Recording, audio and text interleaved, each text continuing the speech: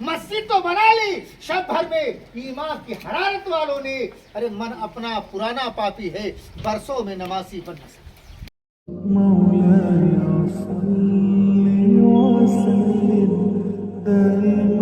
نبی شریف میں خطبہ دے رہے ہیں، دوران خطبہ ارشاد فرماتے ہیں، اے ساریہ پہاڑ کی طرف دیکھو۔ کیا تھا پہاڑ کی طرف؟ میرے آقا کو کیسے خبر ہو گیا؟ میرے نبی نے دیکھا اپنے ماتھے کی نگاہوں سے کہ ساریہ جنگ لڑنے میں مصروف ہے، تمام مسلمان جو ہے مومنین جنگ لڑنے میں مصروف ہے۔ رہنمائی کرنے والے امام الانبیاء احمد مجتبیٰ جناب محمد رسول اللہ صلی اللہ تعالی علیہ وآلہ وسلم ہیں۔ میرے آقا علیہ السلام مکہ سے ہجرت کرنے کے بعد جب آپ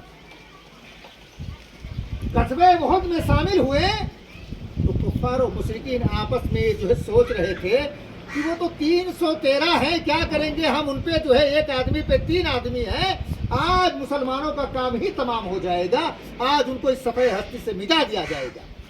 لیکن اے میری ملت کے نوجوانوں، پروردگار عالم وحدہ لا شریک اپنی لارب کتاب قرآن مقدس میں ارشاد فرماتا ہے، وَتُعِزُّ مَن تَشَاءُ وَتُذِلُّ مَن تَشَاءُ، اللہ جسے چاہتا ہے عزت دیتا ہے اور جسے چاہتا ہے ذلیل و رسوا کر دیتا ہے۔ اللہ جس کو چاہتا ہے سربلند فرما دیتا ہے اور جس کو چاہتا ہے سرنگو کر دیتا ہے۔ یہی ہوا مقام جو ہے احد میں، 313 ایک طرف اور 1000 لشکر زرار ایک طرف۔ میرے آقا علیہ السلام کی بارگاہ ہے، آقا علیہ السلام بھی خود جو ہے سینہ سپر ہے، جنگ لڑنے میں مصروف ہے۔ اب جس قوم کا رہبر جو ہے، جس قوم کا رہنما جو ہے اتنا حوصلہ بلند ہو، اتنا حوصلے والا ہو، اس قوم کے جو ہے رعایا کس قدر حوصلہ بلند ہوں گے۔ حضرات میرے نبی فرماتے ہیں ایسے نہیں جنگ لڑا جائے گا، آؤ ہم تمہیں جنگ لڑنے کا طریقہ بتاتے ہیں۔ میرے آقا علیہ السلام 313 لوگوں میں سے 4 لوگوں کو اکٹھا کیا اور چاروں لوگوں کو صرف پشت سے پشت ملا کر کھڑا ہونے کے لیے کہہ دیا کہ تم اپنے منہ جو ہے، اپنے رخ کو جو ہے چاروں سمت کر لو اور چاروں طرف جو ہے جس طرف سے حملہ ہوگا، جس کے سامنے سے حملہ ہوگا وہ اس پہ جو ہے اس کا مقابلہ کرے گا، باقی 3 خاموش رہیں گے۔ جب دوسری جانب سے حملہ ہوگا تو دوسرا جو ہے حملہ کرے گا۔ لیکن اسلام میں پہل نہیں ہے، پہلے تم اپنی جانب سے کوئی تیر، کوئی تلوار، کوئی جو ہے برچھی اور بھارا نہیں چلاؤ گے۔ جب دشمن کی جانب سے شروعات ہوگی تو ہم اس کا ڈٹ کر مقابلہ کریں گے، اس کا جواب دیں گے۔ آقا علیہ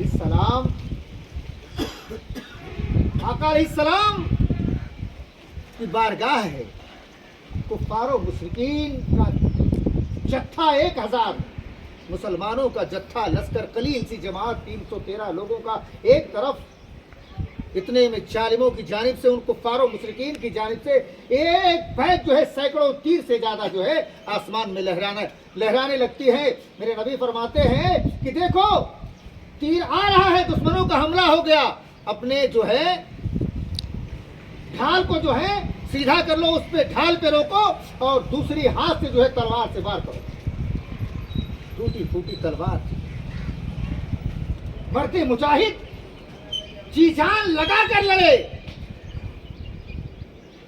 حضرت ابو بکر فرماتے ہیں کہ میں نے چاہا کہ ایک کفار میرے نزدیک آیا، میں نے چاہا کہ اس کا سر اپنی تلوار سے الگ کر دوں، جیسے میں نے اپنی تلوار کو میان سے باہر نکالا دیکھا کہ اس سے پہلے اس کا سر جو ہے زمین پہ، اس کا دھڑ زمین پہ تڑپ رہا ہے۔ میں سوچنے لگا یا اللہ یہ کیا، میں نے تو اپنی تلوار چلائی بھی نہیں، میں نے اس پہ وار بھی نہیں کیا کہ کون آ گیا، بھاگے بھاگے بارگاہ رسول میں حاضر ہوئے۔ میرے آقا علیہ السلام سے عرض کرنے لگے یا رسول اللہ یہ معاملہ پیش آیا۔ حضرت نبی فرماتے ہیں اے ابو بکر جو ہے حیران ہونے کی بات نہیں ہے، گھبرانے کی ضرورت نہیں ہے، اللہ نے ہماری مدد کے لیے جو ہے آسمان سے اپنے فرشتوں کو نازل کر دیا ہے۔ وہ ایمان تھا، وہ جذبہ تھا، جب لوگ دعا کر دیا کرتے تھے غیب سے امداد آ جاتی تھی۔ حضرات یمن کا بادشاہ ابرہہ بہت ظالم و جابر بادشاہ گزرا ہے۔ ایک صحابی رسول یمن گئے تجارت کے لیے اور واپس آئے تو ان سے کچھ جو ہے غلطی ہو گئی تھی. یمن کے اندر وہ ابرہا ایک کلیسا بنا رکھا تھا, اپنا ایک عبادت گاہ بنا رکھا تھا. اس میں کچھ نام نہاد مسلمانوں نے غلاظت کو پھینک دیا تھا, کوڑا کرکٹ کو پھینک دیا تھا. یہ بات ابرہا کو بڑی چبھ گئی, لگ گیا. اس نے اپنے دل کے اندر سوچا کہ اب میں کعبہ کو جب تک ڈھا نہیں دوں گا چین کی سانس نہیں لوں گا. حضرات, عرب والوں کے لیے اس وقت جو ہے ہاتھی ایک عجوبہ چیز تھا, اور ابرہا ہاتھیوں کا لشکر لے کر کعبہ کو گرانے کی غرض سے مکۃ المکرمہ پہ چڑھائی کر دیا. اس وقت جو ہے کعبہ کے متولی جو ہے اس کے نگہبان, اس کے جو ہے دیکھ دیکھ کرنے والے میرے آقا علیہ السلام کے دادا حضرت عبد المطلب تھے. کون تھے؟ حضرت عبد المطلب تھے. حضرت عبد المطلب کے کچھ اونٹ پہاڑوں کی جانب بکریاں چل رہے تھے. ابرہا نے سب سے پہلے جو ہے ان کو کڈنیپ کروا لیا, پکڑوا لیا. جب یہ خبر عبد المطلب کو ملی تو حضرت عبد المطلب رضی اللہ تعالیٰ عنہ جو ہے ابرہا کے پاس تشریف لے گئے اور ابرہا سے کہا, اے ابرہا, تو نے میرے اونٹوں کو کیوں پکڑ لیا ہے؟ تو نے میری بکریوں کو کیوں جو ہے پکڑ لیا ہے؟ تو ابرہا ہنسنے لگا, کہا, اے عبد المطلب, تمہارا دماغ خراب ہو گیا ہے, تمہیں اپنے مال کی پڑی ہے. میں تمہارے عبادت گاہ جس کو تم اپنا خانے کعبہ کہتے ہو, میں اس کو گرانے آیا ہوں. اس کے تمہیں فکر نہیں ہے اور تمہیں اپنے مال کی فکر پڑی ہے.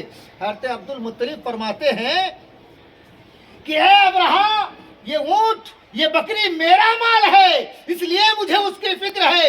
کعبہ جس کا مال ہے, کعبے کا جو مالک ہے وہ اس کی نگہبانی فرمائے گا, وہ اس کی جو ہے رہنمائی فرمائے گا. ہم سے کوئی مطلب نہیں ہے, ہم کچھ نہیں جانتے ہیں. تو میرے اونٹ کو واپس کر دے, میری بکریوں کو واپس کر دے. ابرہا ہنسا اور کہا کہ ان کی بکریوں کو, ان کے اونٹوں کو چھوڑ دو. لے کر اپنے مال کو واپس آئے, اپنے قبیلے والوں کو جمع کیا جو ایمان والے اس وقت تھے, بت کے پجاری نہیں تھے.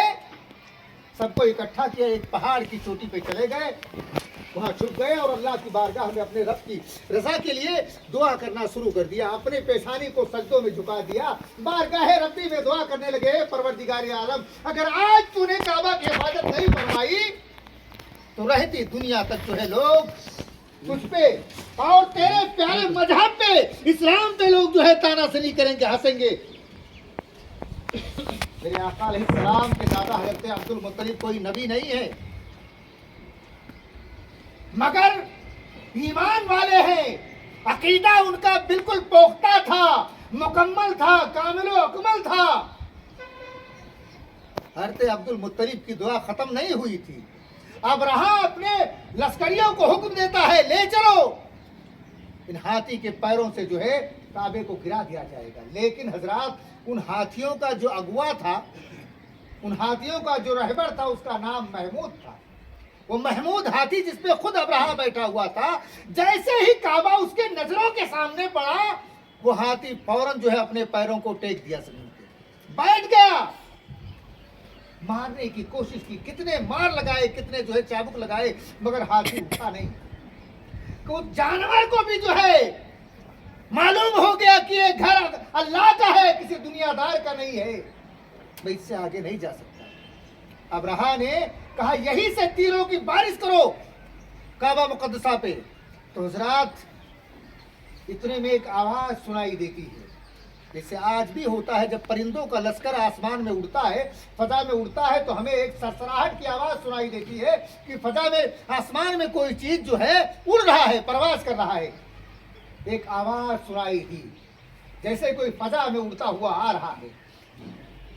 جب حضرت عبد المطلب نے اپنی نظروں کو بلند کیا, دیکھا کہ چھوٹے چھوٹے پرندے جن کے منہ میں ایک کنکر ہے اور اپنے اپنے پنجوں میں ایک ایک کنکریاں لے کر جو ہزاروں نہیں لاکھوں کی تعداد میں ابابیل خانے کعبہ کی حفاظت کے لیے جو ہے نازل ہو گئے. اللہ نے بھیج دیا, اور اللہ گواہ ہے, تاریخ شاہد ہے, مورخین نے لکھا ہے کہ وہ کنکر جس کے اوپر پڑ جاتا, سر سے پیر تک چر جاتا, 2 حصوں میں تبدیل ہو جاتا. دوسرات, روئی کی طرح, جیسے مشین میں آج ہم کپاس ڈال کر اس کو دھنتے ہیں, ریزہ ریزہ ہو جاتا ہے, फौजें अबरहा रुई की तरह रेजा रेजा हो गई, धुन गई, मिट गए, सफाई हस्ती से मिट गए। मगर इस्लाम सरनगू नहीं हुआ, इस्लाम सरबलंद था। इस्लाम सर बुलंद है, ता क़यामत इस्लाम सर बुलंद रहेगा। ये तो दुनिया का दस्तूर है और ये इस्लाम की हक़ानियत है। हमारे और आपकी नीयत का समरा है, हमारी और आपकी नीयत का फल है। आज हमें मस्जिद को बचाने की बड़ी ज़रूरत पड़ी रहती है, मस्जिद को बनाने की बड़ी ज़रूरत पड़ी रहती है, लेकिन मस्जिद को आबाद करने की हमारे अंदर जो ज़र्रा बराबर फिक्र नहीं है। जर्रा बराबर भी जो है मस्जिद को आबाद करने की फिक्र नहीं है। ए लोगों, इस मस्जिद में अपनी जायज कमाई का पैसा लगाते हो ना, अपनी जायज कमाई का जो है रकम लगाते हो ना। मस्जिद बना लेना कामयाबी की बात नहीं है, मस्जिद तो बना ली, शब भर में ईमान की हरारत वालों ने। अरे मन अपना पुराना पापी है, बरसों में नमाजी बन न सका। मन अपना पुराना पापी है, बरसों में नमाजी बन न सका। मस्जिद बना लेना कामयाबी की बात नहीं है, मस्जिद को सजाना, मस्जिद को आबाद करना, मस्जिद के पेट को भरना कामयाबी की बात है। रात एक वाकया मसनवी शरीफ में हज़रत सादी अलैहिर्रहमा लिखते हैं, दुनिया वाले उसको जो है एक पागल के नाम से याद किया, पागल घोषित कर दिया। दुनिया के नजरों में वो पागल माना गया, लेकिन अल्लाह का बहुत ही बरगुजीदा और बहुत ही मुतबर्रक और बहुत ही पहुंचेला बंदा था। तो कौन? जिसका नाम कैस है, मजनू के नाम से जिसको याद किया गया। अल्लाह का एक वली है वो। इराक की सरजमीन थी, रेतीली जमीन था, गर्मी का जमाना था, हवा का झोंका चल रहा था, रेत उड़ रहे थे। मजनू अपनी लैला की याद में बेगाना, फटे पुराने कपड़े चेहरे पे कर दो गुबार, उसे दुनिया की कोई चीज नजर नहीं आ रही है, चला जा रहा है अपनी दीवानगी में। एक अल्लाह के बंदे हमारे जैसे नाम निहाद मुसलमान सजदा करने वाले नमाज में मशगूल थे, मजनू अपनी दीवानगी में आगे से निकल गया। इन्होंने नमाज को तोड़ दिया, नीयत छोड़ा, उसके चेहरे पे दो चाटा रसीद किया। बेवकूफ अंधा, तुझे दिखाई नहीं देता मैं नमाज पढ़ रहा हूं और तू मेरे आगे से गुजर गया, तुझे मालूम नहीं कि नमाजी के आगे से गुजरा नहीं जाता है। मजनू रुक गया, रोने लगा, आंखें अश्कबार हो गई। कहा, ए बंदे खुदा, अरे मैं तो एक दुनियादार इंसान की मोहब्बत में इतना बेगाना हूँ, इतना मह हूँ, मुझे दुनिया की कोई चीज उसके चेहरे के अलावा दिखाई नहीं देता।